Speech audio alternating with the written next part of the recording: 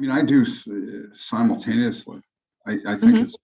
it's a spectrum issue that, you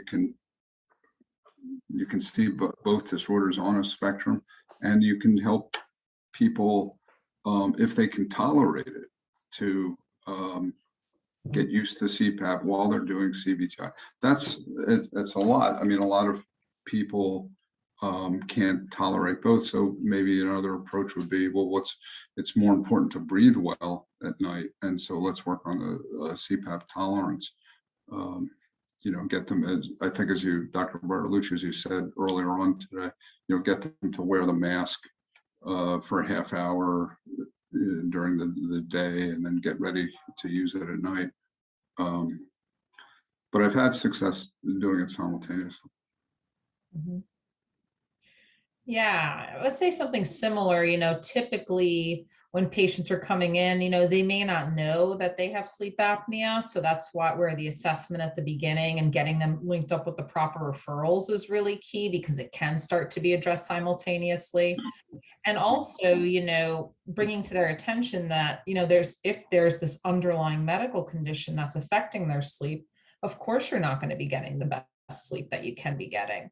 So let's launch you into starting to address that while we work on some of the sleep related behaviors to get you the best outcome. I definitely agree. And also, even before somebody goes for a sleep study, it can be helpful for them to start with CBTI, because if you think about it, if you have somebody who's already putting a lot of pressure on themselves to be able to sleep, and then they're going to this very expensive, for some people, test where it's like, okay, we need you to sleep a certain number of hours so we can get the data that we need. Okay, that's going to create some anxiety. So if they already have some tools going in, it can be really helpful. But yeah, like you guys, we typically treat simultaneously in my practice, because first there's a whole timing of the thing. It takes time for them to, between their initial evaluation with the sleep specialist and the sleep study, and then that and the whatever therapy they use. And so it can be super helpful for them to go ahead and start getting the tools, even if they recognize, and here's an expectation to set, that, okay, you have this other problem, so it might not work quite as well as you want, but you are still building important skills for your sleep. I think my approach is maybe slightly different. So what I do is I try to assess whether the patient has a predominant complaint of sleep apnea or obstructive sleep. So if they're pausing and gasping in their breathing and feeling sleepy during the day, versus true insomnia, where they are hypervigilant and having trouble. And sometimes I'm quite surprised that treating the sleep apnea actually resolves everything.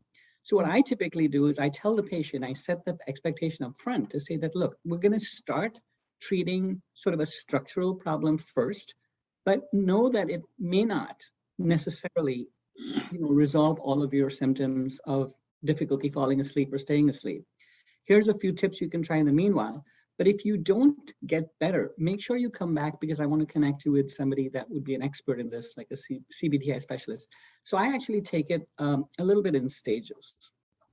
Hey, thank you. I'm going to agree with Dr. Bishwari. We kind of do that in our offices. People tell me they have trouble falling asleep or staying asleep, especially staying asleep. And, when we treat the sleep apnea first, and when you get a good resolution of their sleep breathing disorder, a lot of the sleep apnea, this sleep insomnia will resolve.